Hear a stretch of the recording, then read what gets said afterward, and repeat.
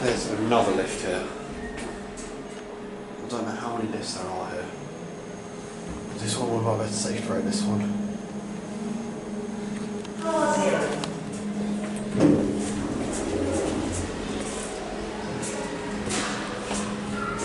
Maybe another day I'll try saturate that, because that looks like we can do like.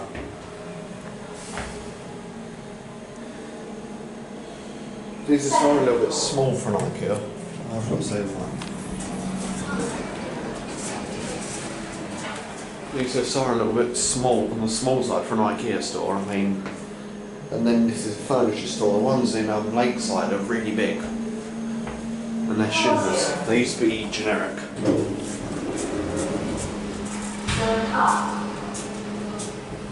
Doesn't say doors closing.